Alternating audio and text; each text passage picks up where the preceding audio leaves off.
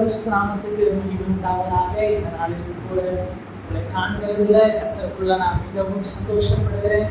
தொடர்ந்து வேதத்திலே இயேசுவை குறித்து நாம் தியானித்து வருகிறோம்.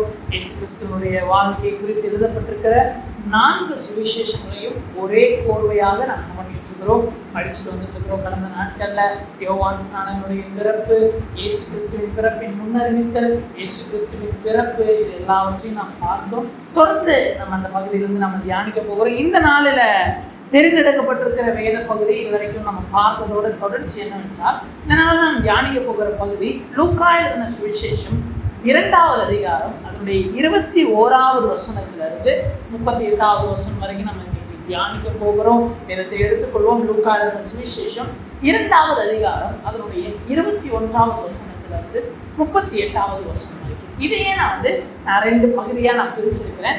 லூக்கா எழுதின சுவிசேஷம் 2வது அதிகாரம் 21வது வசனம் ஒரு பகுதியாகவும், லூக்கா எழுதின சுவிசேஷம் 2வது அதிகாரம் 22வது வசனத்திலிருந்து 38வது வசனம் வரைக்கும் ஒரு பகுதியாகவும் நம்ம இந்த நாளில் தியானிக்க போகிறோம். கடந்த நாட்கள் நம்ம பார்த்தோம், யோசேப்பும் மரியாளும் குடிமதிப்பு எழுதும்படியாக என்ன பண்ணுகிறாங்க, பெத்லகேமுக்கு நாசரேத்திலிருந்து 145 கிலோமீட்டர், கிட்டத்தட்ட 145லேருந்து 150 கிலோமீட்டர் தூரத்தில் இருக்கிற அவர்களுடைய யோசேப்பினுடைய சொந்த ஊராகிய பெத்லகேமுக்கு போய் அங்கே அவருடைய உறவுகளுடைய வீட்டில் இருந்தாங்களா, இல்லை அவங்களுக்கே அங்கே சொந்த வீடு இருந்ததா நம்மளுக்கு அது தெரியாது. ஆனாலும் ஒரு வீட்டில் அவர்கள் தங்கியிருந்த இடத்துல மரியாதைக்கு என்ன உண்டாகுது, பிரசவ காலம் நேரிடுகிறது. அங்கே இருக்கிற கீழே இருக்கிற அடித்தட்டில் இருக்கிற மாட்டு தொழுவத்தில் இயேசுவை என்ன பண்ணுறாங்க, அவரை பெற்றெடுத்து அவரை முன்னணியில் கிடத்துக்கிறாங்க அப்படின்றத நம்ம வாசித்தோம். அதை பார்க்கறதுக்கு தேவ தூதர்களை அனுப்பல, அங்கே இருக்கிறதுலையே பெத்லகேம்ல ரொம்ப தாழ்வாய் பார்க்கப்பட்ட மெய்ப்பொருட்களை அனுப்புகிறார். அவர் தாழ்மை உள்ளவர்களை கண்ணோக்குகிறார். அவர் சிறுமையில் இருக்கிறவர்களை கண்ணோக்குகிற தேவனாக இருக்கிறார். அப்படிப்பட்டவர்களை அவர் பிறப்பிலிருந்து பார்த்து கொண்டிருந்தார். இப்போ என்ன நடக்குது, இயேசு பிறந்து விட்டார், இவங்க பெத்லகேம்ல இருக்கிறாங்க. இப்பொழுது இயேசு பிறந்ததுக்கு அப்புறம் செய்ய வேண்டிய சில நியாய பிரமாணங்கள் இருக்கு. ஏற்கனவே இயேசு ஏன் குழந்தையாக வந்தார் என்கிறதை தியானிக்கும் பொழுது அவர் நியாய பிரமாணத்தை நிறைவேற்ற வந்தாருன்னு சொல்லி இதே வேத பகுதியை நாம் தியானித்தோம். உங்களுக்கு ஞாபகம் இருக்கும்னு நினைக்கிறேன். ஒருவேளை ஞாபகம் இல்லை என்றால் நீங்கள் போய் யூடியூப்ல மறுபடியும் நம்மளுடைய அந்த பிளேலிஸ்ட்ல இயேசு ஏன் குழந்தையாக வந்தார்ன்றதுல 6வது பகுதியாக நியாய பிரமாணத்தை நிறைவேற்ற அப்படின்ற அந்த பகுதி வீடியோ நம்ம போட்டிருக்கோம். அதை நீங்கள் பார்த்தீங்கன்னா உங்களுக்கு அது இன்னும் தெளிவாக புரியும். அதனால நான் ஏற்கனவே சொன்னதை நான் மீண்டுமா இந்த இடத்துல திரும்ப அதை ரிப்பீட் பண்ண விரும்பல. சில காரியங்கள் நாம் அந்த பகுதியில் தியானிக்காததை இதில் நம்ம தியானிக்க போகிறோம்.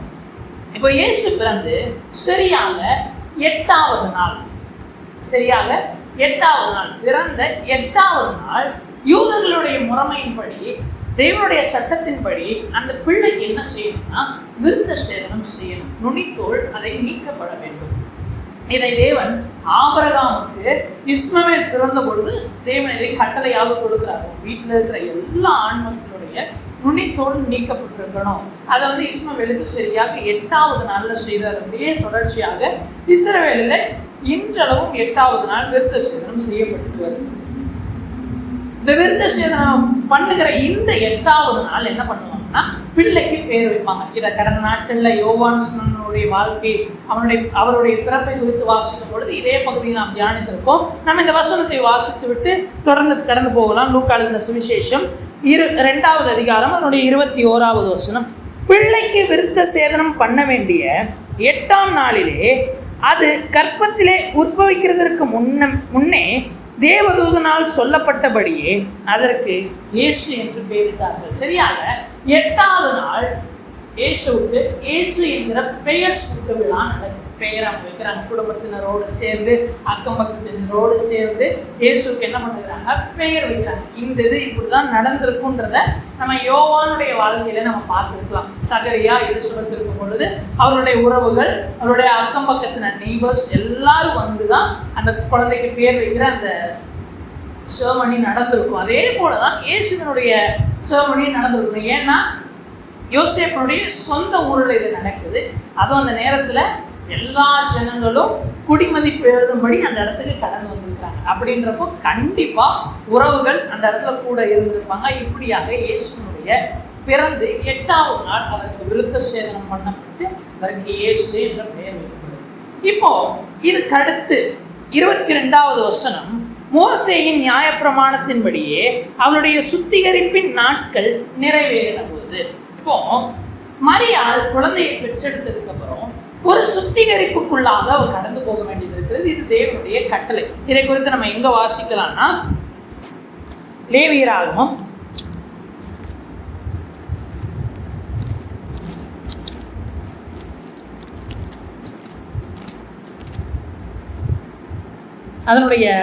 12வது அதிகாரம் 1ஆம் வசனத்திலிருந்து அதனுடைய முடிவு 8ஆம் வசனம் வரைக்கும் ஒரு ஸ்திரீ பிள்ளையை பெற்றெடுத்தால் அவர் என்னென்ன செய்ய வேண்டும் அப்படின்றத குறித்து நம்ம வாசிக்கலாம்.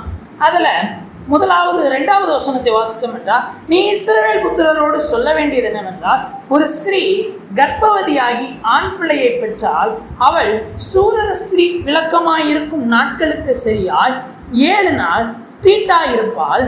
3வது வசனம், 8ஆம் நாளிலே அந்த பிள்ளையினுடைய நுனித்தோலின் மாம்சம் விருத்த சேதனம் பண்ண கடவுது.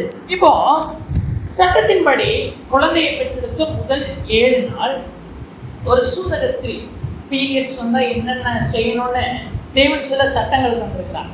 அந்த சட்டங்களை இந்த பிள்ளையை பெற்றெடுத்த பெண்ணும் கடைபிடிக்க வேண்டும். 7 நாள் இதை செய்து அதனுடைய 8வது நாளில் பிள்ளைக்கு விருத்த சேதனம் பண்ணணும். இப்போ இயேசுக்கு விருத்த சேதனம் பண்ணியாச்சு. அதற்கு பின்பு 4வது வசனம், பின்பு அவள் 33 நாள் தன் உதிர சுத்திகரிப்பு நிலையிலே இருந்து சுத்திகரிப்பின் நாட்கள் நிறைவேறும் அளவும் பரிசுத்தமான யாதொரு வஸ்துவையும் தொடவும் பரிசுத்த ஸ்தலத்திற்குள் வரவும் கூடாது அப்படின்றது.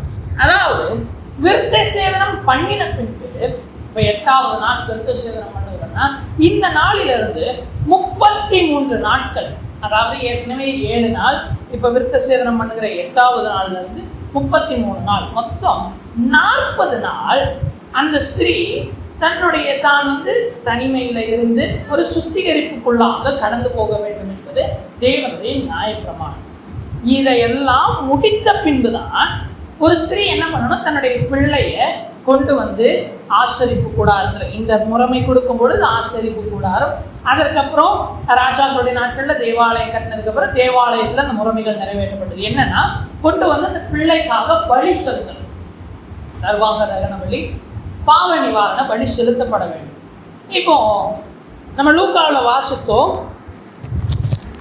லூக்கா 2வது அதிகாரம் அதனுடைய 22வது வசனம், மோசேயின் நியாயப்பிரமாணத்தின்படியே அவர்களுடைய சுத்திகரிப்பின் நாட்கள் நிறைவேறின பொழுது. அப்போ இப்போ எது நிறைவேறிடுச்சு? சுத்திகரிப்பின் நாட்கள் நிறைவேறிடுச்சு. அப்படின்னா இப்போ இயேசுவுக்கு எத்தனை நாள் விருத்த சேதனம் பண்ணும் பொழுது? இயேசு 8 நாளுக்குள்ள.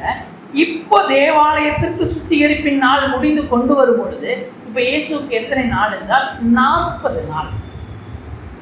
21வது வசனத்தில் சொல்லப்பட்டிருக்கிற சம்பவத்தில் இயேசுவுக்கு 8 நாள், அவருடைய வயது 8 நாள் அப்படி கணக்கு வச்சுக்கலாம். இல்லை, அவர் 8 நாள் குழந்தை, பிறந்து 8 நாளான குழந்தை. இப்போ 22வது வசனத்துல அவரை தேவாலயத்திற்கு எடுத்துட்டு வரும் பொழுது இவர் 40 நாள் குழந்தை. இது ஏன் சொல்லுகிறேன்ட்டு அடுத்த வாரத்தில் நம்ம தியானிக்க போகிற பகுதியில் இதை நான் தொடுகிறேன். இப்போ இதை மாத்திரம் குறித்து வைத்துக் கொள்ளுங்க. இது 40 நாள், 40வது நாள், இயேசு பிறந்து 40வது நாள் தான் இப்போ நம்ம வாசிக்க போகிற சம்பவங்கள் எல்லாம் நடைபெற போகிறது. நாம் தொடர்ந்து வாசிப்போம். 23வது வசனம், முதற் பேரான எந்த ஆண் பிள்ளையும் கர்த்தருக்கு பரிசுத்தமானது எனப்படும் என்று கர்த்தருடைய நியாயப்பிரமாணத்தில் எழுதியிருக்கிறபடி அவரை கர்த்தருக்கென்று ஒப்பு கொடுக்கவும், கர்த்தருடைய நியாயப்பிரமாணத்தில் சொல்லியிருக்கிறபடி ஒரு ஜோடு காட்டுப்புறாவையாவது 2 புறா குஞ்சுகளையாவது பலியாக செலுத்தவும் அவரை எருசலேமுக்கு கொண்டு போனார்கள் அப்படின்னு. இந்த வசனத்தை ஏற்கனவே நாம் தியானித்திருக்கிறோம். இதை எங்கு எழுதியிருக்கிறது, இது ஏன் இப்படி செய்கிறாங்கன்றது குறித்து அந்த நியாயப்பிரமாணத்தை நிறைவேற்றுன்ற பகுதியில் தியானித்திருக்கிறோம். அது இல்லாத சில காரியங்களை சொல்லுகிறேன். இந்த காட்டுப்புறா அல்லது 2 புறா குஞ்சுகள், இதை திராணி இல்லாதவர்கள் தான் இதை செலுத்துவாங்க. அப்படின்றப்போ இந்த விஷயத்துல நம்ம ஒன்றை நன்றாய் புரிந்து கொள்ளணும். யோசேப்பும் மரியாளும் அப்படி நல்ல ஒரு பணக்கார குடும்பம் கிடையாது, ராஜ வம்சம் தான். ஆனா ராஜ்யம் எல்லாம் போய்விட்டது, அடிமைத்தனம் உள்ளே வந்தது. இப்போ வேற ஒரு ரோம சாம்ராஜ்யம் தான் ஆளுகையில இருக்கிறதுன்றப்போ இப்ப அந்த ராஜ குலமாக இருந்தாலும் ஒருவேளை அந்த பேர் இருக்கலாம், அவர்களுக்கான இடம் இருக்கலாம், ஆனா அந்த அளவுக்கு இவங்க செல்வந்தர்கள் கிடையாது. அதுவும் இல்லாம இவங்க இருக்கிற அந்த ஊர் இப்போ பெத்லகேம்ல இருக்கிறாங்க, ஆனா இவங்க நார்மலா வாழ்ந்துகிட்டு இருக்கிற ஊர் நாசரேத். நாசரேத்து குறித்து நீங்க போய் சரித்திரத்துல வாசித்தீங்கன்னா அது வெறும் ஒரு 200-300 குடும்பங்கள் இருக்கிற ஒரு சின்ன கிராமம். அங்கே இருக்கிறவர்கள் எல்லாம் தினக்கூலிகளாக தான் பெரும்பாலும் இருப்பாங்க, பெரிய பணக்காரர்களோ அப்படிப்பட்டவர்கள் வாழுகிற ஒரு ஊர் கிடையாது நாசரேத். அதனாலதான் ஒரு வசனம் இருக்கும், நாசரேத்திலிருந்து நன்மை பிறக்குமோ அப்படின்னு சொல்லுவாங்க. நாசரேத்திலிருந்துலாம் ஒரு நல்லது நடக்க வாய்ப்பு இருக்கா அப்படின்னு சொல்கிற அளவுக்கு நாசரேத் ஒரு சின்ன ஊர்.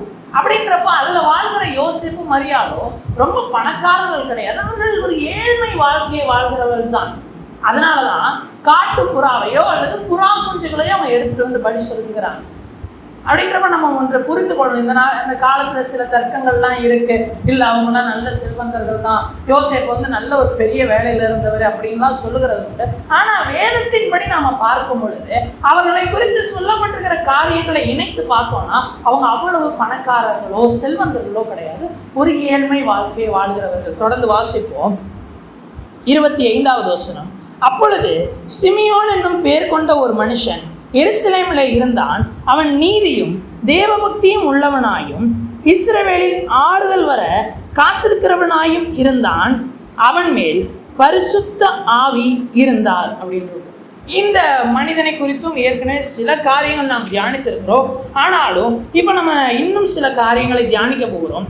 இந்த சிமியோன் இவர் எந்த கோத்திரம் இதெல்லாம் நமக்கு தெரியாது, ஆனால் இவருடைய பெயர் மாத்திரம் நமக்கு தெரியும், சிமியோன். சிமியோன் என்றால் கீழ்ப்படிதல் உள்ளவன் என்ற அர்த்தம். சிமியோன் என்றால் கீழ்ப்படிதல் உள்ளவன் என்ற அர்த்தம்.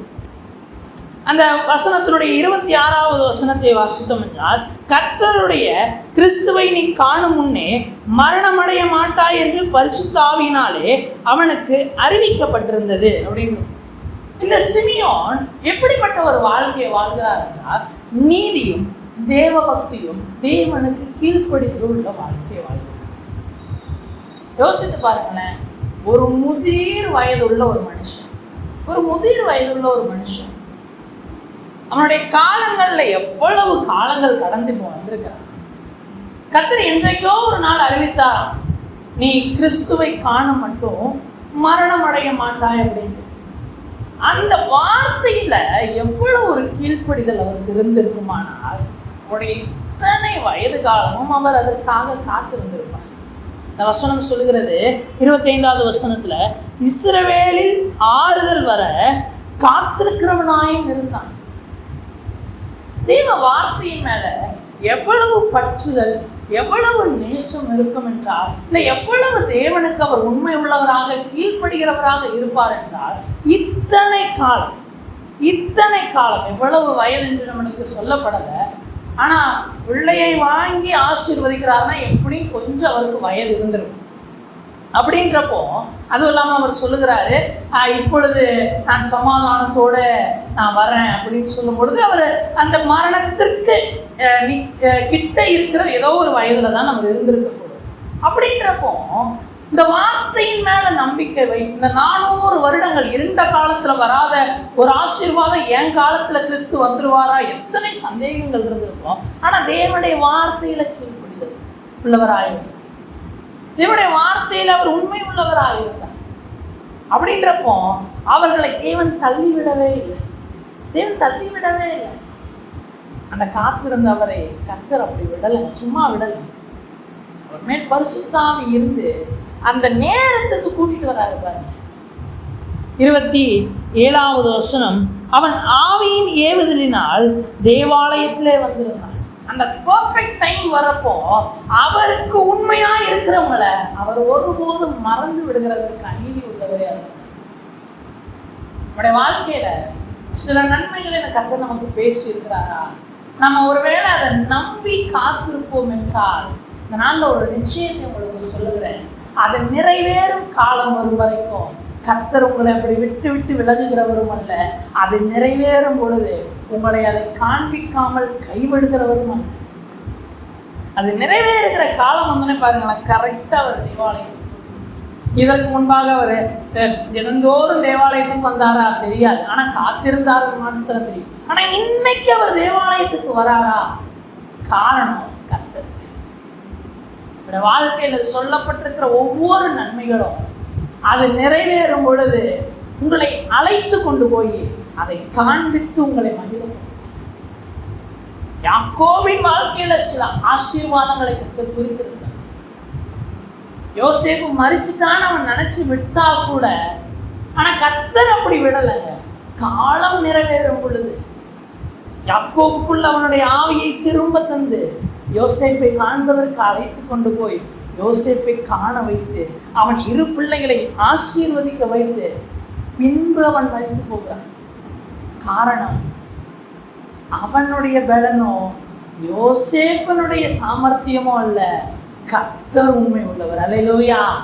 கர்த்தர் உண்மை உள்ளவராய் இருக்கிறபடினாலே அவர் ஒருவரையும் கைவிடுகிறவர் அல்ல. அவர் சொன்னதை நிச்சயம் நிறைவேற்றுவார். தொடர்ந்து வாசிக்கலாம். அதனுடைய 26வது வசனத்தை ஒரு விஷயம் கூட வாசிப்போம்.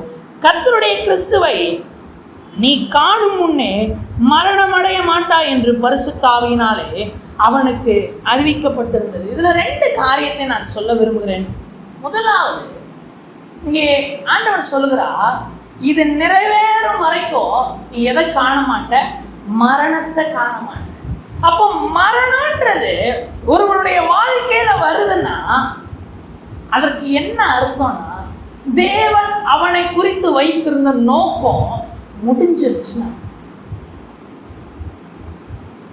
யார் இந்த உலகத்துல ஜீவனை விட்டு மரித்து அவர்கள் பரலோகத்திற்கோ அல்லது பாதாளத்துக்கோ போகிறாங்களோ, அது எதை குறிக்கிறது என்றால் அவர்கள் எதற்காக நியமிக்கப்பட்டிருந்தார்களோ அது நிறைவேறிடுச்சு. இனி அவர்கள் இங்கே வாழ அவசியம். இப்ப நம்முடைய வாழ்க்கையில மரணம் என்று ஒன்று வருமானால் நமக்கு அதுல ஒரு நிச்சயம் இருக்கணும். என்ன? நான் ஓடி முடித்து விட்டேன். இந்த உலகமே மரணத்தை பார்த்து பயப்படுகிறது உண்டு. மரணத்தை பார்த்து பயப்படுகிறது. மரணம் வருகிறதுனாலே எல்லாருக்குள்ளும் ஒரு திகில் வந்து. ஆனா கிறிஸ்தவர்களாகிய நமக்குள்ள அப்படி ஒரு திகில் இருக்கவே கூடாது. அப்படி ஒரு திகில் நம்மை ஆட்கொள்ளக்கூடாது. ஏனென்றால் நாம் எல்லாரும் அழைக்கப்பட்டவர்கள், தேவனுக்கென்று அழைக்கப்பட்டவர்கள். தேவன் நம்மை குறித்து ஒரு நோக்கம் வைத்திருப்பாரானால் அது நிறைவேறாமல் நம்முடைய வாழ்க்கை முடிவடையும். இங்க இந்த சிமியோன் ஆண்டவர் சொல்றாரு, நீ இதை காணும் மட்டும் மரணம் அடைய மாட்டாய். இதை நான் வாழ்க்கையில தீர்மானிச்சிட்டேன்.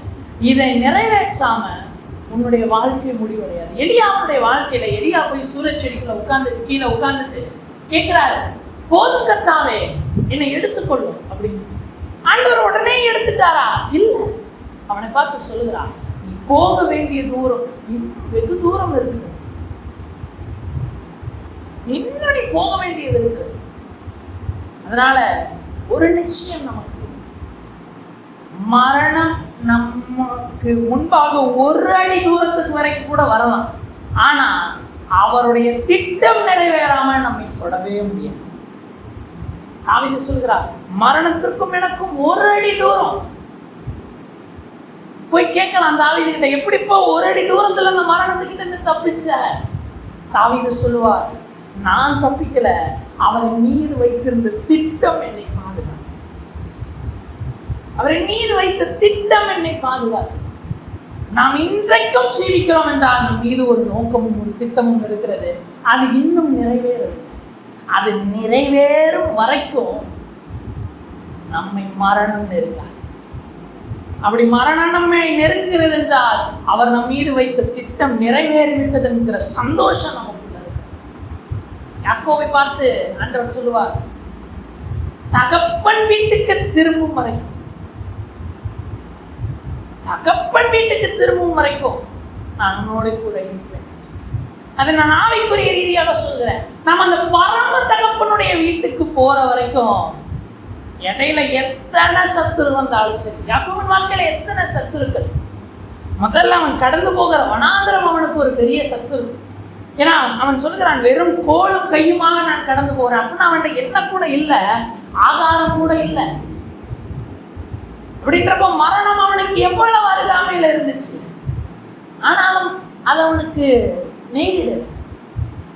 போகிறான், லாபானுடைய வீட்டில் போய் 14 வருடங்கள் உழைக்கிறான்.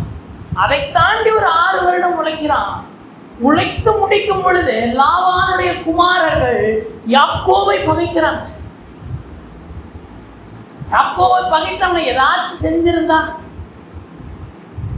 அங்க கர்த்தர் இடம் கொடுக்கல. ஏன்?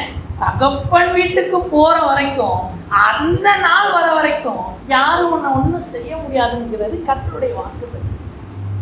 இப்போ யாக்கோபு அங்கே வீட்டை விட்டு யாருக்கும் தெரியாமல் கிளம்பி போகிறான்.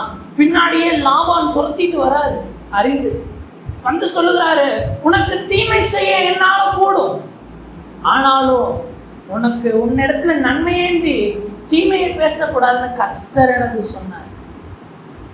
இதை தாண்டி அவன் வருகிறான்,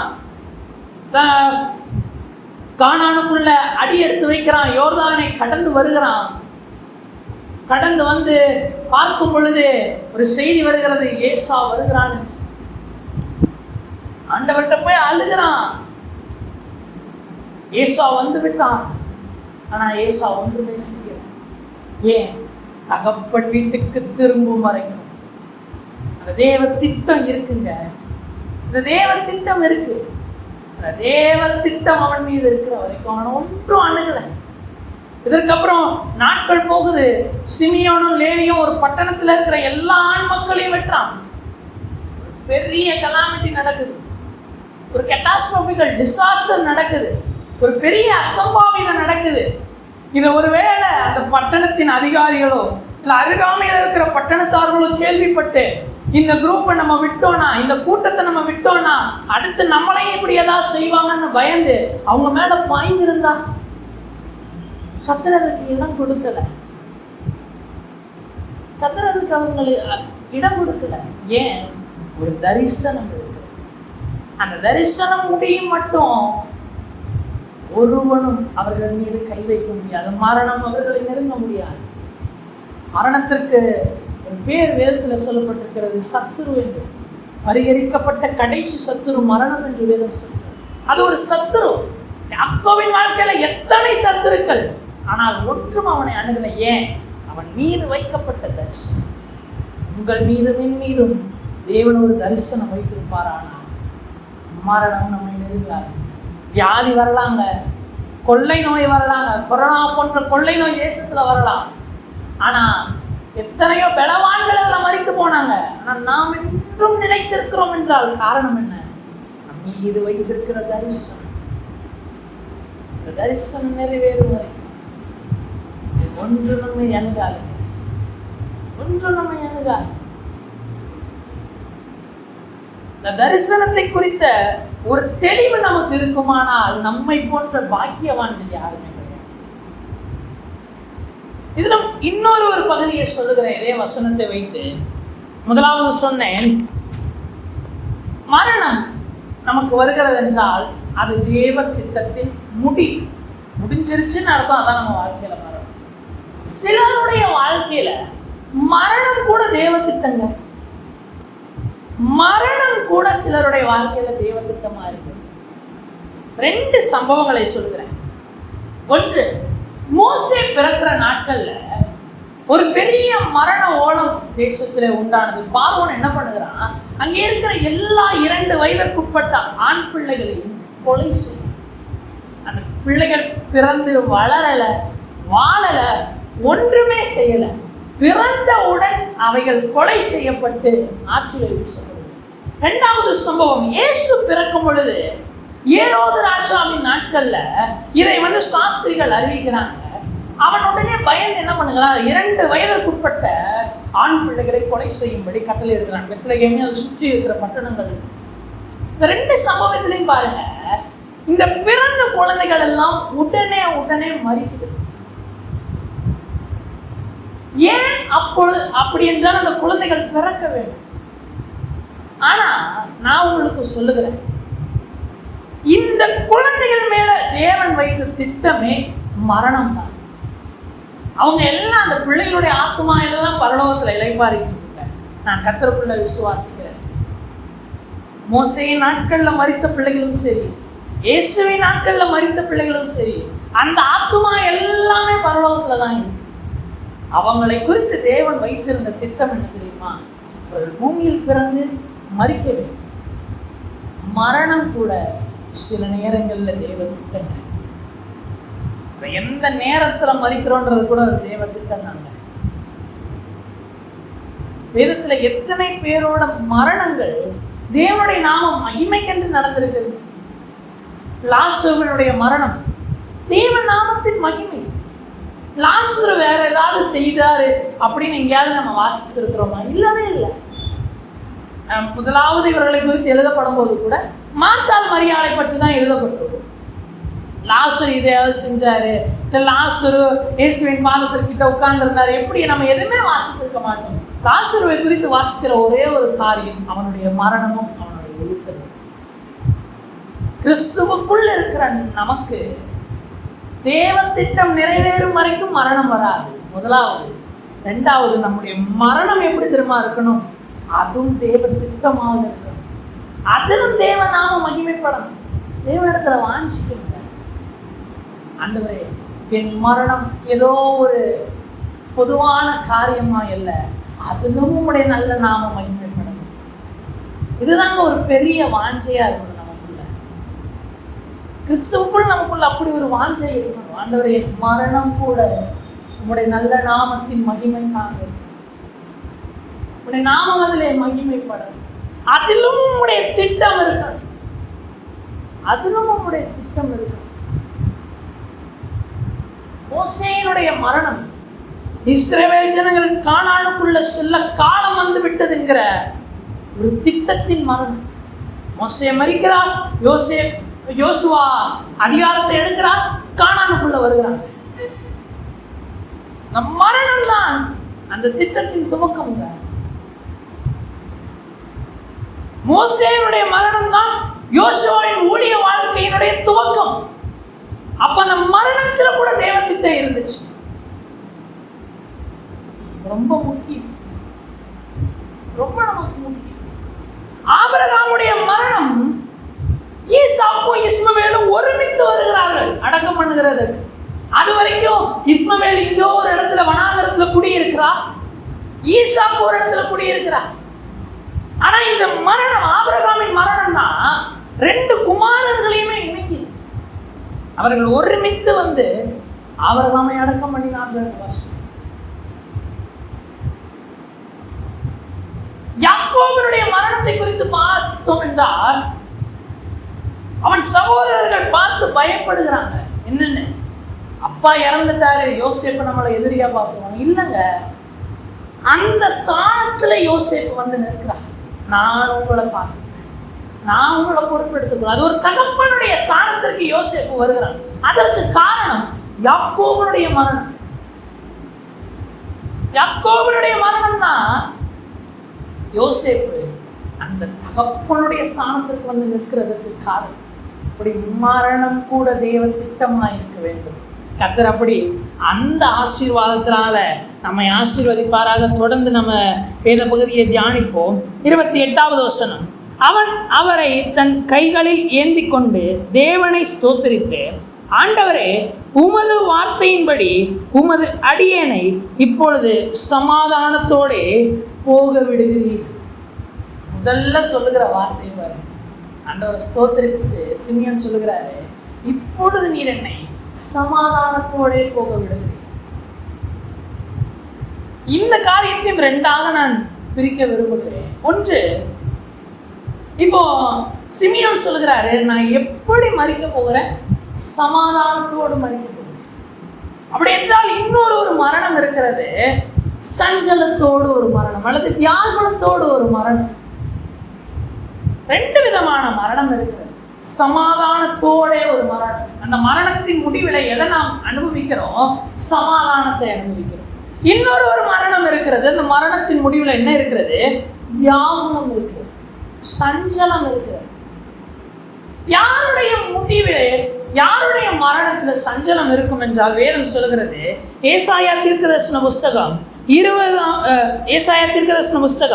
57வது அதிகாரம் அதனுடைய 20 மற்றும் 21வது வசனத்துல வாசித்தோம் என்றால், துன்மார்க்கனுக்கு சமாதானம் இல்லை.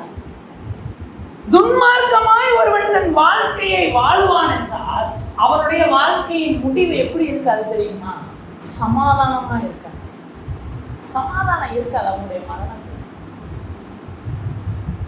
நீங்க முதிர்ந்தவர்களிடத்துல போய் கேட்டீங்கன்னா ஒரு வார்த்தையை சொல்லுவாங்க, யாருக்கும் பாரமா இல்லாம, நோய் நொடி இல்லாம படுத்து அப்படியே மரணிச்சிடணும், இந்த வியாதிப்பட்டு துன்பப்பட்டுலாம் மறிக்கக்கூடாது அப்படின்னு சொல்லுவாங்க. அதுக்கு உலகத்துல ஒரு பேர் இருக்கு, நல்ல சாவுங்க அப்படின்னா. இப்படிப்பட்ட ஒரு சந்தோஷமான சமாதானமான ஒரு முடிவை நாம் பார்க்க வேண்டும் என்றால் நாம் யாரா இருக்கக்கூடாது? துன்மார்க்கனா இருக்கக்கூடாது. இந்த சிமியோன் அவன் நீதியும் தேவ பக்தியும் உள்ளவனாய் நீதியின் பாதையில நடக்கிறவனாய் இருந்தான். துன்மார்க்கமாய் தன் வாழ்க்கையை வாழல. கிறிஸ்துவை காண்பாய்ங்கிற தரிசனம் அவனுக்கு எப்பொழுது வந்ததுன்னு தெரியாது. ஆனா அவன் வாழ்க்கை முழுக்க அவன் நீதியாய் நடந்தான். நீதியும் நியாயத்தையும் தன் வாழ்க்கையில கடைபிடித்தனால இப்ப சொல்லுகிறான், சமாதானத்தோட நான் போறேன், சமாதானமா என்ன போக விடுகிறேன். ஆனா துன்மார்க்கனுடைய வாழ்க்கை எப்படி இல்லைங்க, அவனுடைய முடிவு சமாதானமாயிராது. அதனாலதான் நீங்க சங்கீதம் 73 வாசித்தீர்கள் என்றால், 73வது சங்கீதம், ஆசாப் எழுதுகிற அந்த சங்கீதத்துல ஆசாப் ஒரு வார்த்தையை சொல்கிறார். 3வது வசனத்தை வாசித்தோம் என்றால், துன்மார்க்கரின் வாழ்வை நான் காண்கையில் வீம்புக்காரராகிய அவர்கள் மேல் பொறாமை கொண்டேன், மரண பரியந்தம் அவர்களுக்கு இடுக்கண்கள் இல்லை, அவர்களுடைய பலன் உறுதியாக இருக்கிறது. இந்த ஆசாப் சங்கீதம் எழுதுகிறார். அதில் சொல்கிறாரு, நான் துன்மார்க்கருடைய வாழ்க்கையை பார்க்கும் பொழுது வீம்புக்காரராகி அவர்கள் மேல் பொறாமை கொண்டேன். ஏன்பா பொறாமப்பட்டான்னு கேட்டா அதுக்கு அடுத்து சொல்கிறா, அவங்க மரணம் வர வரைக்கும் அவங்களுக்கு எந்த பிரச்சனையுமே இல்லை எப்படின்னு அவர் சொல்லி தேவன் இடத்துல முறையிட்டு இருக்கிறாரு. இப்ப தேவன் என்ன பண்ணுகிறாரு? 17வது வசனம், அவர்கள் முடிவை கவனித்து உணரும் அளவும் அது என் பார்வைக்கு விசனமாயிருந்தது. நிச்சயமாகவே நீர் அவர்களை சறுக்கலான இடங்களில் நிறுத்தி பாழான இடங்களில் விழப்பண்ணுகிறீர். அவர்கள் ஒரு நிமிஷத்தில் எவ்வளவு பாழாய் போகிறார்கள். ஆண்டவர் என்ன பண்ணுகிறாரு? இப்படி கேட்டுட்டு இருக்கிற இந்த ஆசாப்புக்கு ஒரு காரியத்தை வெளிப்படுத்துகிறார். என்னது? முடிவு பரியந்தம் அவர்கள் சந்தோஷமா இருக்கிறதான பார்த்தேன், முடிவுல எப்படி இருக்கிறாங்கன்னு பார்க்கலையே, பார் அப்படின்றதும் அவர் பார்க்கிறார். துன்மார்க்கன் ஆண்டவர் என்ன பண்ணுகிறாரு? முடிவு வரைக்கும் நல்லா நடத்திட்டு முடிவுல சறுக்கலான இடத்துல கொண்டு தள்ளி விட்டாரா. நம்ம வேதத்துல இயேசு ஒரு உவமை சொல்லும் பொழுது லாசரு ஐஸ்வர்யவான் என்கிற 2 பேரை குறித்து ஒரு உவமையை சொல்லுவார். அதில் நம்ம பார்க்கிறோம், ஐஸ்வர்யவான் வாழ்க்கை முழுக்க நல்லா வாழுகிறான், வாழ்க்கை முழுக்க நல்லா வாழுகிறான். ஆனா அவனுடைய முடிவை பார்த்தோம், அவன் பாதாளத்தில் நின்றுட்டு கூக்குரல் எடுக்கிறான், வியாகுலப்படுகிறான், விசனப்படுகிறான். அவன் வாழ்க்கை இப்படி முடிஞ்சிருச்சேன்னு அனுதினமும் அங்கே என்ன காலம் இருக்குன்னு நமக்கு தெரியாது, எப்படிப்பட்ட காலம் தெரியாது. ஆனா நிரந்தரமாக அவன் விசனப்பட்டு வியாகுலப்பட்டு வேதனைப்பட்டு கூக்குரல் எடுக்கிறது நம்ம பார்க்கிறோம். 2 விதமான முடிவு இருக்கிறது. ஒன்று சமாதானம், இன்னொன்று சஞ்சலம். தேவனுக்குள் தேவ திட்டத்திற்குள் நாம் இருப்போமானால் நம்முடைய முடிவிலே நாம் சமாதானத்தை பெற்றுக்கொள்வோம். இல்லை இன்றைக்கு நல்லா வாழுவோம், துன்மார்க்கமாய் வாழ்வோம் நினைச்சு வாழ்ந்தோம்னா இன்று நாம் நல்லா இருக்கலாம். ஆனா முடிவோ வியாகுலம் வேதனையும் நமக்கு வைக்கப்பட்டது. வெளிப்படுத்தின விசேஷம் அதனுடைய 14வது அதிகாரம் அதனுடைய 9வது வசனத்திலிருந்து 11ஆம் வசனம் வரைக்கும் வாசித்தோம் என்றால், வெளிப்படுத்தின விசேஷம் 14வது அதிகாரம் அதனுடைய 9 முதல் 11 வரைக்கும் நான் வாசிக்கிறேன். அவர்களுக்கு பின்னே 3வது தூதன் மிகுந்த சத்தமிட்டு மிருகத்தையும் அதன் சொருவத்தையும் வணங்கி தன் நெற்றியிலாவது தன் கையிலாவது அதன் முத்திரையை தரித்துக் கொள்ளுகிறவன் எவனோ அவன் தேவனுடைய கோபாக்கினை ஆகிய பாத்திரத்திலே கலப்பில்லாமல் வார்க்கப்பட்ட அவருடைய உக்கிரமான மதுவை குடித்து பரிசுத்த தூதர்களுக்கு முன்பாகவும் ஆட்டுக்குட்டியானவருக்கு முன்பாகவும் அக்கினியினாலும் கந்தகத்தினாலும் வாதிக்கப்படுவான். அவருடைய வாதையின் புகை சதா காலங்களிலும் எழும்பும். மிருகத்தையும் அதன் சொரூபத்தையும் வணங்குகிறவர்களுக்கும் அதன் நாமத்தின் முத்திரையை தரித்துக் கொள்ளுகிறவர் எவனுக்கும் இரவும் பகலும் இளைப்பாறுதல் இராது. நம்ம கவனித்து பார்க்கணும், எப்படிப்பட்ட ஓட்டத்தை ஓடுகிறோம் என்பதை கவனித்து பார்க்கணும். நீதியாய் நியாயமாய் ஓடுகிறோமா சிமியோனை போல, அல்லது துன்மார்க்கமாய் ஐஸ்வர்யவானை போல வாழ்கிறோமா? அப்படி வாழ்ந்தோம் என்றால் முடிவு கொடுமையாக இருக்கும். வேதம் சொல்கிறது, இரவும் பகலும் அவர்களுக்கு இளைப்பாறுதல் தான். காத்திருந்த இந்த சிமியோனுக்கு இப்பொழுது ஒரு நிறைவை தருகிறார் ஆண்டவர். என்னது? நான் சமாதானத்தோடு போகிறேன். அதான் பவுல் எழுதுவார் அழகாக தீமோத்தேயுக்கு எழுதும் பொழுது 2 தீமோத்தேயின் புஸ்தகம் அதனுடைய 4வது அதிகாரம் 7வது வசனம், நல்ல போராட்டத்தை போராடினேன், ஓட்டத்தை முடித்தேன், விசுவாசத்தை காத்துக்கொண்டேன். இது முதல் நீதியின் கிரீடம் எனக்காக வைக்கப்பட்டிருக்கிறது. நீதியுள்ள நியாயாதிபதியாகிய கர்த்தர் அந்நாளிலே அதை எனக்கு தந்திடுவார். எனக்கு மாத்திரமல்ல, அவர் பிரசன்னமாகுதலை விரும்பும் யாவருக்கும் அதை தந்திடுவார். பவுலுடைய வாழ்க்கையின் நிச்சயத்தை பாருங்களேன். நான் நல்ல போராட்டத்தை போராடினேன், ஓட்டத்தை முடிக்க போறேன், விசுவாசத்தை எப்படியோ காத்துட்டேன். இது முதல் நீதியின் கிரீடம் எனக்காக வைக்கப்பட்டது. பாடுகளுக்குள்ளதான் இருக்கிறாரு. ஆனா அவருக்கு தெரியும், இந்த பாடுகள் இனி இல்லை, இந்த பாடுகள் எனக்கு இனி இல்லை. அதனாலதான் வெளிப்படுத்தின விசேஷம் 7வது அதிகாரத்துல கடைசி வசனம் இப்படியாக எழுதப்பட்டிருக்கும். வெளிப்படுத்தின விசேஷம் 7 என்னுடைய 14வது வசனத்திலிருந்து வாசித்தோம் என்றால், அதற்கு நான் ஆண்டவரே அது உமக்கே தெரியும் என்றேன். அப்பொழுது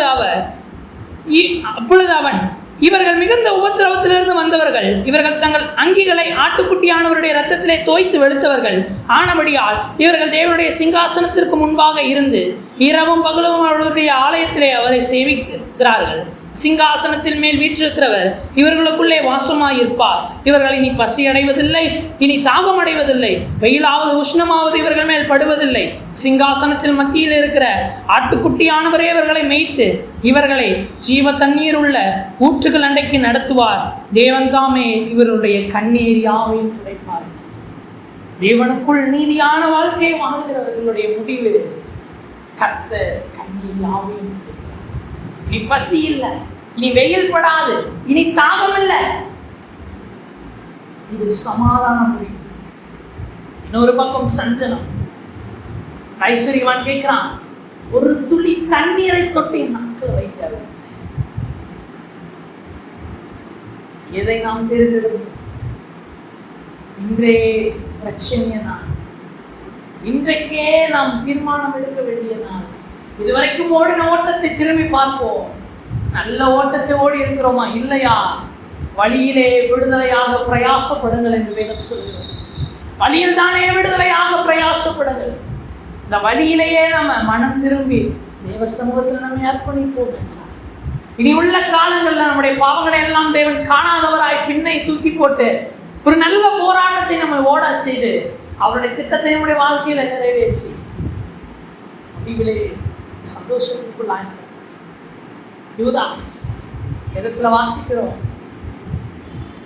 ஒரு நல்ல ஓட்டத்தை ஓடாமல் தன்னுடைய உயிரை மாய்த்து கொண்டவன் நிம்மதியாய் மரித்தானா? இல்லை, துக்கத்தோட மரித்து துக்கத்தோட பாதாளத்துக்கு இறங்கி விட்டான். இன்றும் அவன் அங்கே கண்ணீர் விட்டு கொண்டிருக்கலாம், நமக்கு தெரியாது. இன்றளவும் அவன் அங்கே வேதனை பட்டு கொண்டிருக்கலாம். ஏசாவை குறித்து எழுதப்பட்டிருக்கிறது, அவன் அதை திரும்ப தேடியும் மனமாறுதலை காணாது போனான். மனம் கசந்து அழுது அவன் திரும்ப ஆசீர்வாதத்தை தேடியும் அவன் காணாது போனான். அதே போலதான் இன்றைக்கு நிறைய பாதாளத்துல இருக்கிற யூதாஸ், ஒரு வாய்ப்பு இருக்காதா, ஒரு வாய்ப்பு இருக்காதா, எனக்கு மீட்பு இருக்காதா, கூக்கரல் இடலாம், கூக்கரல் இட்டு கொண்டு இருக்கலாம். ஆனால் காலம் தாண்டி போய்விட்டது. இன்று நாம் ஜீவிக்கிறோம். நம்முடைய வாழ்க்கை குறித்த ஒரு நிச்சயம், ஒரு தீர்மானம் நமக்கு இருக்கிறது. தானியேல் ஒரு தீர்மானம் பண்ணினான், ராஜ போஜனத்தினாலும் மதுபானத்தினாலும் நான் என்னை தீட்டுப்படுத்த மாட்டேன். அதில் நிலைத்திருந்தான். கர்த்தர் அவனை ஆசீர்வதித்தார். நாம் நம்முடைய தீர்மானங்கள்ல நிலைத்திருப்போமானால் முடிவிலே நம்முடைய கண்ணீர் யாவையும் துடைக்கிற ஒரு தேவனிடத்துல நாம் போய் அமருவோம். இல்லை, இன்றைக்கு நான் எப்படி வேணாலும் வாழுவேன், எனக்கு இஷ்டம் போல மனம் போல போக்குல நான் வாழ்வேன் என்றால் நாளைக்கு கண்ணீர் விட்டு கதறியும் மனம் மாறுவதை நாம் காண மாட்டோம். கர்த்தர் நம்மை சமாதான பாதையில நடத்துவாராக. தொடர்ந்து தியானிப்போம். அதனுடைய 30வது வசனம். புறஜாதிகளுக்கு பிரகாசிக்கிற ஒளியாகவும் உம்முடைய ஜனமாகிய இஸ்ரவேலுக்கு மகிமையாகவும் தேவரீ சகல ஜனங்களுக்கு முன்பாக ஆயத்தம் பண்ணின உம்முடைய இரட்சணியத்தை என் கண்கள் கண்டது என்றார். இங்கே இயேசுவை குறித்து 2 ஒரு காரியத்தை இந்த சிமியோன் சொல்கிறார். முதலாவது, புறஜாதிகளுக்கு ஒளியாகவும், இரண்டாவது இஸ்ரவேலுக்கு மகிமையாகும். இயேசு எப்படிப்பட்டவர் என்றால், அவர் புறஜாதியாகிய நமக்கு ஒளியாக வந்தார். இருளிலே இருக்கிற ஜனங்கள் பெரிய வெளிச்சத்தை கண்டார்கள். இதோ நீதியின் சூரியனாக கிறிஸ்து வெளிப்படுகிறார். ஒரு அருணோதயம் வருகிறது. இந்த அருணோதயம் இருளில் இருந்து நமக்கு இப்பொழுது என்ன தந்திருக்கிறது? மீட்பை தந்து நம்முடைய பாவங்களை நம்மை கழுவி நம்முடைய அசூசிகளை நம்மை விட்டு நீக்கி நம்மை பரிசுத்தமாக ஒளியில் நடக்கிறவர்களாக மாற்றி இருக்கிறது. இது புறஜாதிகளுக்கு கிறிஸ்துவின் நிமித்தம் அந்த ஆசீர்வாதம். இஸ்ரவேலருக்கு கிறிஸ்துவின் நிமித்தம் என்ன ஆசீர்வாதம் என்றால், கிறிஸ்து இஸ்ரவேலிலே வந்தவர் என்கிற ஒரு பெரிய மகிமையும் கனமும் இஸ்ரவேலுக்கு கொடுக்கப்பட்டிருக்கிறது. எப்பயுமே வேதத்துல ஒன்றை புரிந்து கொள்ளுங்க, புறஜாதி பெருசா இஸ்ரவேலா பெருசா அப்படின்றத தர்க்கத்துக்குள்ளேயே நம்ம போகக்கூடாது. ஏன் அப்படி சொல்லுகிறேன் என்றால், ஒவ்வொருவரை கர்த்தர் ஒவ்வொன்றுக்கு நியமித்திருக்கிறார். அவர்களை தம்முடைய சொந்த ஜனமாக எடுத்திருக்கிறார். நம்மை அவருக்கு மனவாட்டியாக எடுத்திருக்கிறார். இதில் மேன்மை உள்ளவர்கள் தாழ்மை உள்ளவர்கள் என்று நாம் எண்ணுகிறதற்கு ஒன்றுமே இல்லை. இஸ்ரவேல் இல்லை என்றால் அதிலிருந்து வெளிப்பட்ட கிறிஸ்துவும் நமக்கு கிடைத்திருக்க மாட்டார். அதே போல புறஜாதிகளாகிய நாம் இல்லை என்றால் நிறைவு உண்டாகாது. எபிரேயருக்கு எழுதின நிருபம் அதனுடைய 11வது அதிகாரம் கடைசி வசனம் 40வது வசனம். அவர்கள் நம்மை இல்லாமல் பூரணராகாதபடிக்கு விசேஷித்த நன்மையானதொன்றை தேவன் நமக்கென்று முன்னதாக நியமித்திருக்கிறார். நாம் இல்லை என்றால் இஸ்ரவேல் பூரணப்பட முடியாது.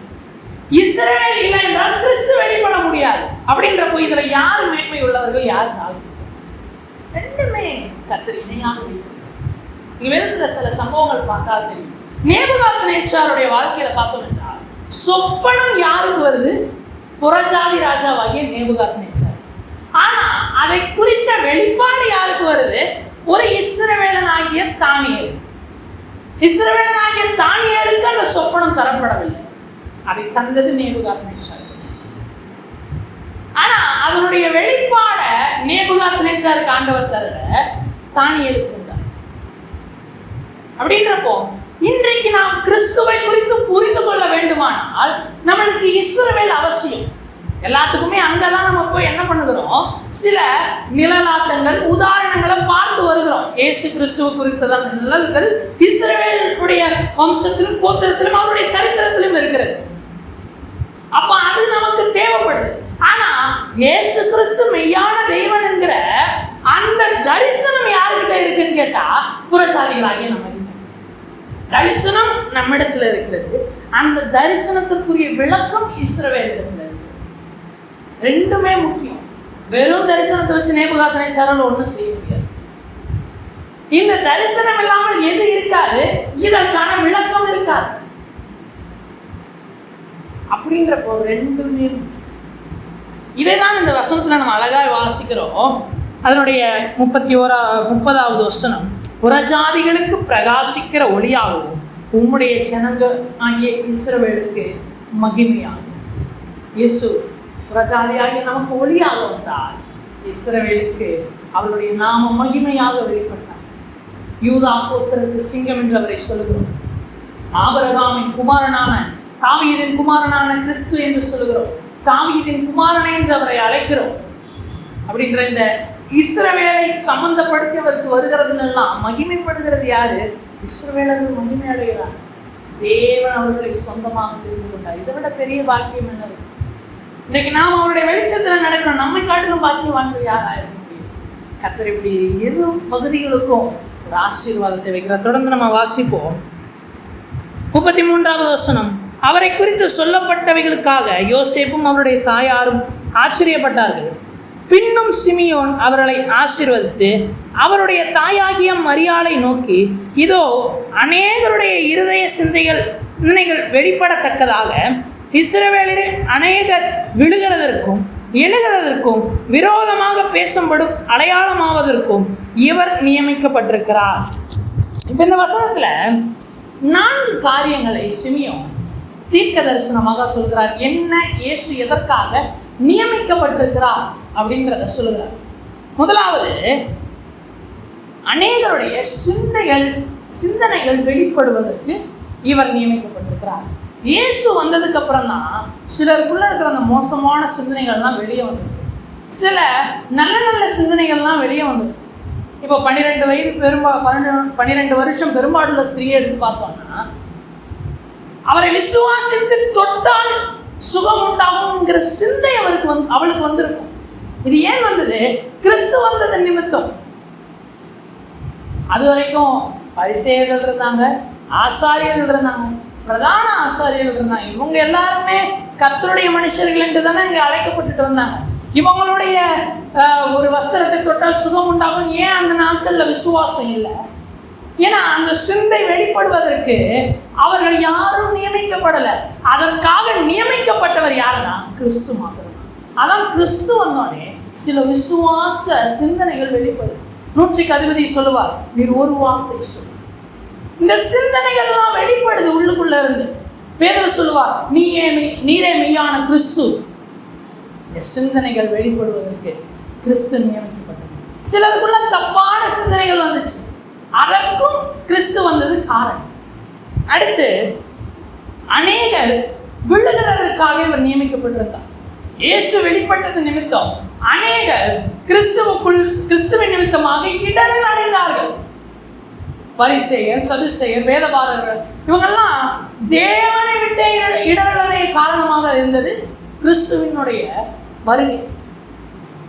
மூன்றாவது, சிலர் எழும்புவதற்கு 12 சீஷர்கள் எழும்புகிறாங்க பாருங்க.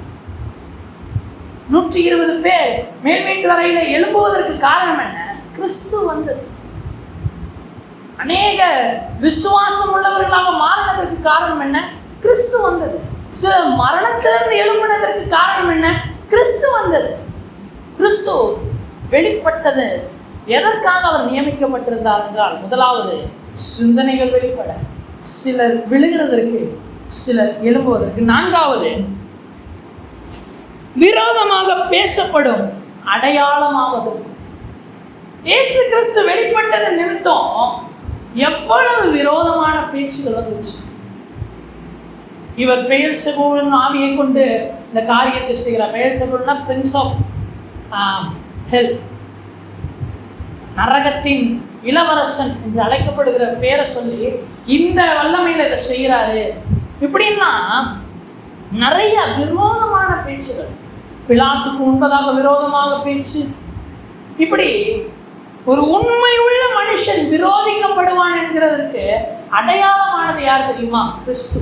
ஏன்னா அவர் ஒரு பாவமும் செய்யல.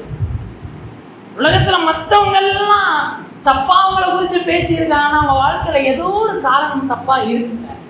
ஆனா கிறிஸ்துவை குறித்து ஒரு அவதூறு கிடையாது. ஆனால் அவரை விரோதித்தார்கள், அவரை பகைத்தார்கள். அவர் அடையாளமா நிற்கிறார். அவர் அடையாளமா இருக்கிறார். என்ன அடையாளம்?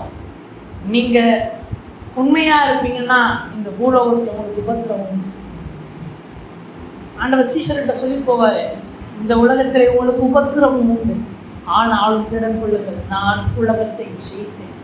அவர்கள் உங்களை அழைத்துட்டு போய் துன்பப்படுத்துவார்கள், காவல்ல போடுவாங்க, நியாயஸ்தலத்துக்கு முன்பாக நிறுத்தப்படுவீர்கள், முடிவு பரியந்த நிலை நிற்கிறவன் ரட்சிக்கப்படுவான் என்று சொல்லி கிறிஸ்து அடையாளமா இருக்கிறார்.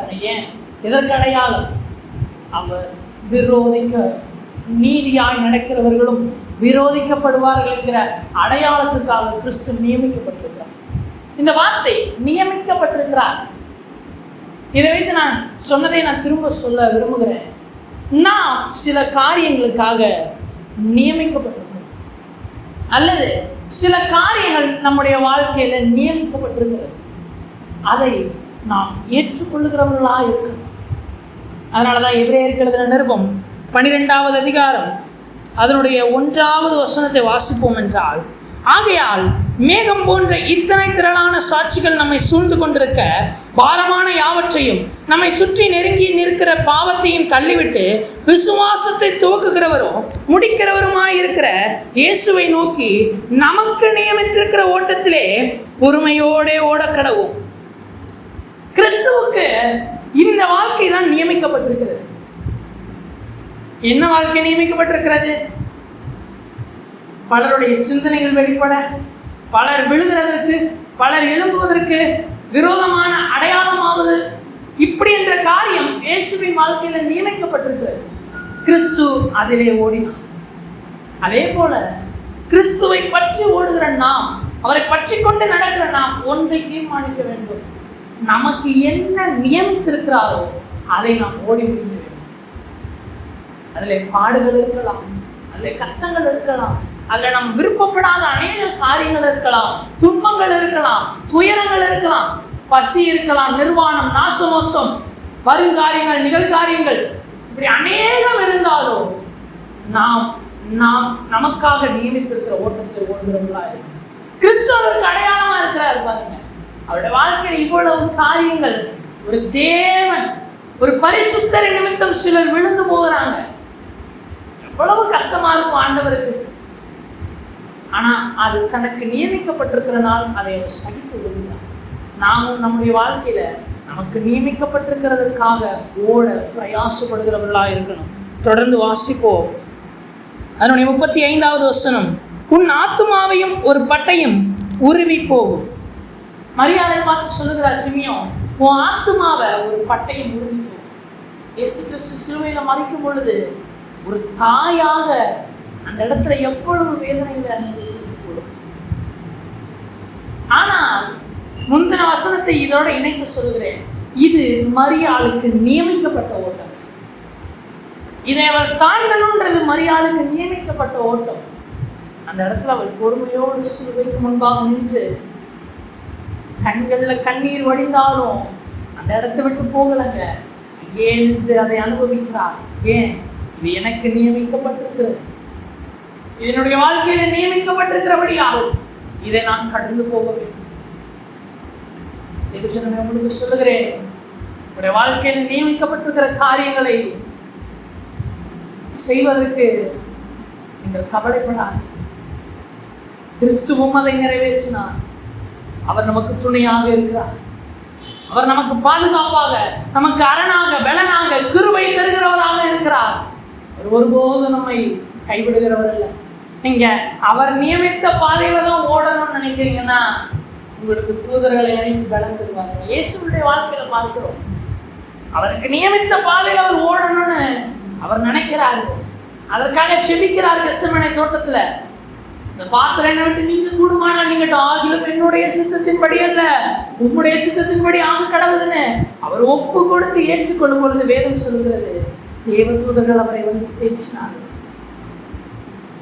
நீங்க கிறிஸ்துவுக்காக ஓடுவீர்களானால், கிறிஸ்துவுக்காக சகிப்பீர்களானால், நியமித்த ஓட்டத்துல பொறுமையோடு ஓடுவீர்களானால் உங்களை பலப்படுத்த தேவன் உண்மை உள்ளவராயிருக்கிறார்.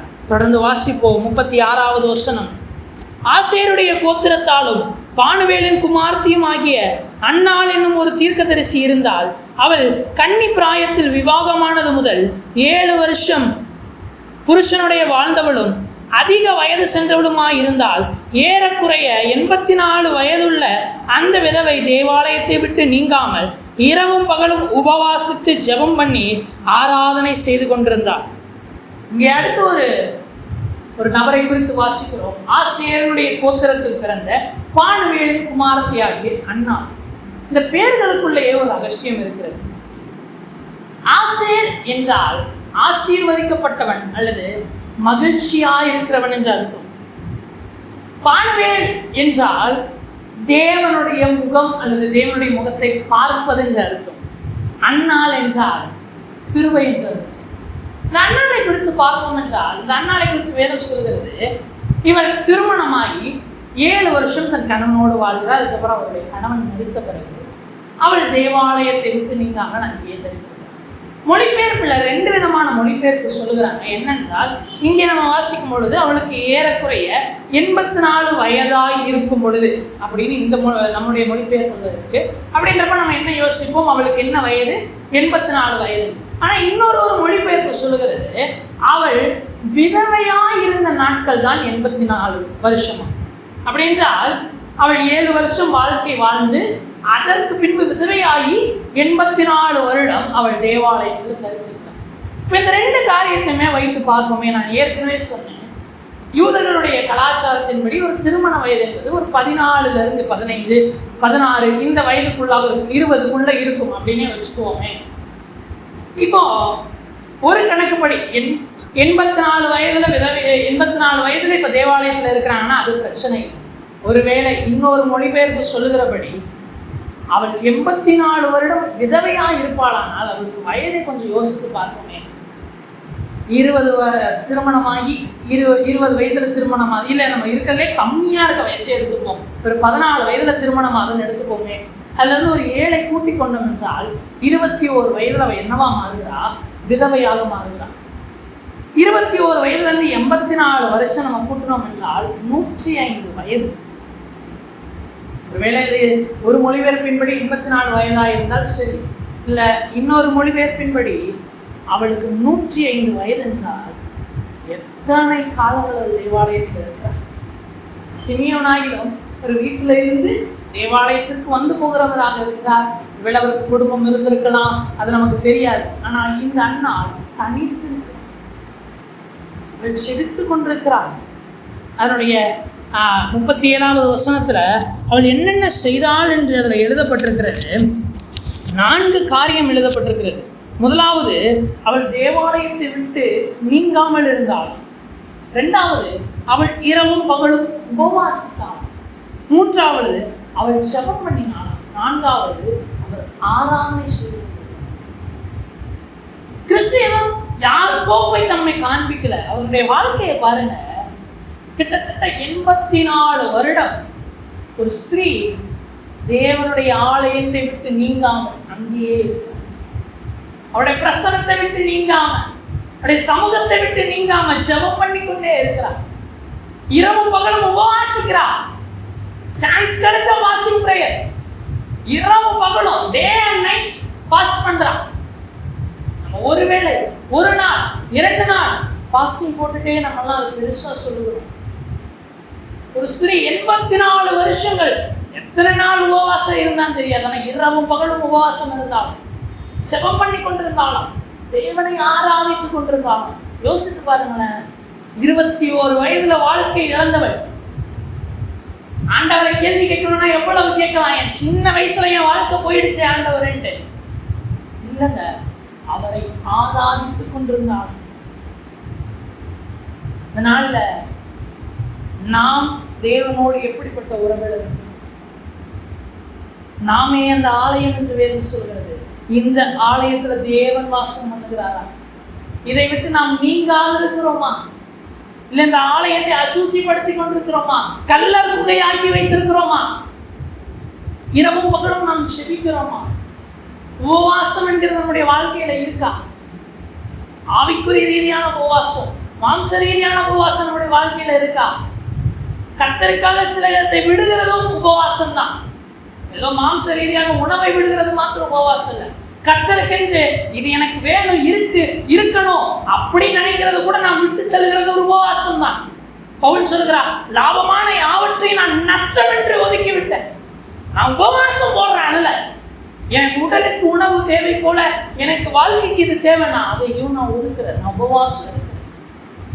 ஜெபம் பண்ணுகிறோமா? நம்முடைய வாழ்க்கையில ஜெபம் எவ்வளவு இருக்கிறது? ஆராதிக்கிறோமா? தேவனை முழு மனதாய் முழு இதயத்தோடு நம்ம எவர் ஆராதிக்கிறோமா? அவர்கள் அன்பு கூறுகிறோமா? சிந்தித்து பார்க்க வேண்டும். அப்படி செய்கிறவர்களுக்கு தான் கிறிஸ்து வெளிப்படுகிறார்.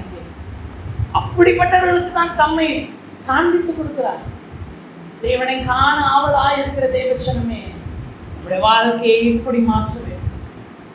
தொடர்ந்து வாசிக்கலாம். அவளும் 38வது வசனம், அந்நேரத்திலே வந்து நின்று கர்த்தரை புகழ்ந்து எருசலேமிலே மீட்புண்டாக காத்திருந்த யாவருக்கும் அவரை குறித்து பேசினார். இந்த வசனத்தில் நம்ம அந்த அன்னாள் செய்த 4 காரியம் எழுதப்பட்டிருக்கிறது. முதலாவது, அவள் வந்தாள். 2வது, அவள் நின்றாள். 3வது, அவள் புகழ்ந்தாள். 4வது, அவள் பேசினாள். வசனத்தில் வாசித்தோம் என்றால், அவளும் அந்நேரத்திலே வந்து நின்று கர்த்தரை புகழ்ந்து எருசலேமிலே மீட்புண்டாக காத்திருந்த யாவருக்கும் அவரை குறித்து பேசினார். சில முக்கியமான தருணத்துல வரணும். தெய்வ சமூகத்திற்கு போக நம்ம எவ்வளவு ஆவலா இருக்கிறோம். நம்ம வந்து வரோமா? ஆலயத்திற்கு வருகிறோமா? தெய்வ சந்நிதிக்கு வருகிறோமா? உட்காந்து ஜெபிச்சிட்டு இருந்த இடத்துல ஜெபிச்சிட்டு இருந்தாலும் கிறிஸ்துவை பார்த்துருக்க முடியுமா? இங்க இல்லையே. அவள் வர வேண்டிய இடத்துக்கு வருகிறான். சில நேரத்துல நாம் எங்கே போகணுமோ அந்த இடத்துக்கு நம்ம போயிருக்கணுங்க. நம்ம அங்க போகாம நான் ஆண்டவருக்குள்ளதானே இருக்கிறேன்னு ஒரே இடத்துல இருப்போமானால், நாம் கர்த்தர் நம்ம ஏவி தள்ளும் பொழுது நம்ம அந்த இடத்துக்கு போகாம இருப்போம்னா அநேக ஆசீர்வாதங்களை இழந்து. இந்த நேரத்தில் அண்ணாள் இல்லை, நான் இப்போ ஜெபிக்கணும்னு அந்த இடத்துல உட்கார்ந்துருந்தாங்கன்னா இயேசுவை பார்த்துருக்க முடியுமா? இனி இயேசு எப்போ திரும்ப தேவாலயத்துக்கு வருவாரு? வருஷத்துக்கு ஒரு வாட்டி. அதுக்கப்புறம் எப்போ தேவாலயத்துக்கு வருவார் தெரியுமா? நம்முடைய 33வது வயது. எவ்வளவு இது இந்த சான்ஸ் கிடைக்குமா? இதுக்கப்புறம் அண்ணா உயிரோட இருப்பாங்களா? 105 வயது. 84 105 வயதுக்குள்ள ஒரு வயது. இனி இந்த சான்ஸ் விட்டா இயேசு திரும்ப தேவாலயத்துக்கு வருவாரு. அண்ணாள் இருப்பாங்களா? ஆனா அந்த சமயத்துல வந்து நிற்கிறாரா? கரெக்டா வந்து அவர் வந்தாங்க. வந்து என்ன பண்ணுகிறா? நின்று இயேசுவா அப்படின்னு பார்த்துட்டு அப்படியே கடந்து போகல, நிற்கிறார். சில இடங்கள்ல நம்ம நிற்கணும். சில இடத்துல நம்ம நிற்கணும். இது காலம் வேகமான காலம். ரொம்ப வேக வேகமா ஓடிக்கிட்டே இருக்கிறாங்க எல்லாருமே. ஆனா சில நேரங்கள்ல கர்த்தருக்கு நாம் நிற்க வேண்டிய இடங்கள்ல நிற்கணும். ஐயோ டைம் இல்லையே, அந்த காரணங்கள்லாம் இல்லை. நிற்க வேண்டிய இடத்துல நிற்போமானால் நாம் கிறிஸ்துவை தரிசிக்கலாம். கிறிஸ்துவை தரிசிக்கலாம். கிறிஸ்துவை பார்க்கலாம். அதற்கு சில இடங்கள்ல நம்ம நிற்கணும். சர்ச்சு முடிஞ்சோடனே கட கட கட கட கட எந்திரிச்சு நம்ம ஓடுறோமா? யோசனமே இல்லை. ஒருவரை ஒருவர் நாம் விசாரிக்கும் பொழுது கிறிஸ்துவின் நிமித்தம் நமக்குள்ள பக்தி விரித்து வரும். அவர்களுடைய சாட்சி நம்மளை தேற்றும், நம்முடைய சாட்சி அவர்களை தேற்றும். இது நிமித்தம் கிறிஸ்து அதிலே வெளிப்படுகிறார். இதுக்கு சில நேரத்தில் நம்ம நிற்கணுங்க. ரொம்ப ஃபாஸ்ட் ஃபார்வர்டிங் லைஃபா மாறிடுச்சு இந்த நாட்கள். எங்க போனாலும் வேக வேக வேகமா எல்லாம் ஓடிட்டு இருக்கிறாங்க. சர்ச்சு 1 மணி நேரம் ஆராதனையை முடிச்சுட்டு இருக்கிறாங்க. இல்லைங்க, சில நேரத்துல நம்ம நிற்க பழகணும். சில நேரத்துல டைம் எடுக்க பழகணுங்க. ஆண்டவர் விஷயத்துல காலையில கட கட கட கட கட பைபிள் வாசிக்க போறது இல்லை. சில நேரத்துல நிற்கணும். என்ன நிதானமாய் வாசிக்கணும். 3வது அவள் செய்கிறார், புகழ்ந்த ஆள் என்று வேதம் சொல்லி கர்த்தரை மகிமைப்படுத்துகிற வாய்ப்பு கிடைக்கும் போதெல்லாம் கர்த்தரை மகிமைப்படுத்தணுங்க. எந்த இடத்துல எந்த சூழ்நிலையில யாருக்கிட்ட கர்த்தரை சொல்லுகிறதுக்கோ இல்லை கர்த்தரை புகழ்கிறதுக்கோ அவரை மேன்மை பாராட்டுகிறதுக்கோ சூழ்நிலை கிடைக்குதா, மேன்மை பாராட்டு, புகழ்ந்து தள்ளுங்க ஆண்டவரை. பாருங்க, கர்த்தரை புகழ்ந்து. கடைசியாக எருசலேமிலே மீட்புண்டாக காத்திருந்த யாவருக்கும் அவரை குறித்து பேசினார். அவளுக்கு தெரியுது இவங்கெல்லாம் இந்த எதிர்பார்ப்போட இருக்கிறாங்கன்னு அவங்க கிட்டலாம் போய் அவள் பேசுறாங்க. நீங்களும் பாருங்க, கிறிஸ்து யாருக்கெல்லாம் தேவன் உங்களுக்கு உணர்த்தப்படுகிறதோ அவர்களிடத்துல எல்லாமே கிறிஸ்துவை குறித்து பேசுங்க. கிறிஸ்துவை குறித்து பேசுங்க. அவருடைய நல்ல நாமத்தை நாம் மகிமைப்படுத்துவோம். இதை விட ஒரு பெரிய பாக்கியமோ ஸ்லாக்கியமோ நம்முடைய வாழ்க்கையில கிடையாது. இவர்கள் எல்லாம் இதை காத்திருந்து பெற்றுக்கொண்டார்கள். 84 வயது முதிர் வயது என காத்திருந்து பெற்றுக்கொண்டாங்க. நமக்கு இன்று அந்த காலம் கொடுக்கப்பட்டிருக்கிறது. இன்றைக்கு அந்த காலம் நமக்கு கொடுக்கப்பட்டிருக்கிறது. ஏதோ ஒரு வாய்ப்பின் மூலமாக கூட நம்ம கிறிஸ்துவை சொல்கிறதற்கு திறந்த வாசலும் இந்த நாட்கள்ல நமக்கு அமைந்திருக்கிறது. அதை நாம் பயன்படுத்திக் கொள்ளுகிறதுல உண்மை உள்ளவர்களாக இருக்கணும். இந்த அந்நாள் வந்தால், நின்றால், புகழ்ந்தால், அவரை குறித்து பேசினார். நம்முடைய வாழ்க்கையிலும் இப்படிப்பட்ட தீர்மானங்களை நாம் எடுப்போம் என்றால் கிறிஸ்துவை நாம் தரிசிக்கலாம். கிறிஸ்துவை நாம் தரிசிக்கலாம். அந்நிய கண்கள் அல்ல, நம்முடைய சொந்த கண்களால் அவரை, அந்நிய கண்களால் அல்ல, நம்முடைய சொந்த கண்களால். அப்படிப்பட்ட கிருபையை தெய்வ சமூகத்துல அவருடைய பிரசனத்துல நின்று பெற்றுக்கொள்வோம். அப்படியே இருக்கிற இடங்கள்ல எழுந்து நின்று தேவனிடத்துல ஒரு சில நிமிடங்கள் கேட்க போறோம்ப்பா. இந்த சம்பவத்துல 2 பேரை குறித்து வாசிக்கிறோம். அந்த சிமியோன் ஒரு நல்ல போராட்டத்தை போராடி ஒரு நல்ல முடிவுக்குள்ளாக போகிறார். சமாதானத்தோடு ஒரு முடிவை காண்கிறார். இந்த அன்னாள் அவள் காத்திருந்த காத்திருப்பு நிறைவேறும் நாட்கள்ல சரியாய் வந்து நின்று புகழ்ந்து நம்மை குறித்து பேசுகிறார். இந்த 2 நபரை போல எங்களுடைய வாழ்க்கையை மாற்ற நாடுகிறேன். என்னுடைய ஆரம்பம் அற்பமாக இருக்கலாம், ஆனால் முடிவு ஆசீர்வாதமாக சம்பூர்ணமாக இருக்க வேண்டும். முடிவில் ஒரு சமாதானத்தோடு போகணும். எங்களுக்கு கிடைக்கிற நாட்களில கிறிஸ்துவை குறித்து நாங்கள் பேச வேண்டும்.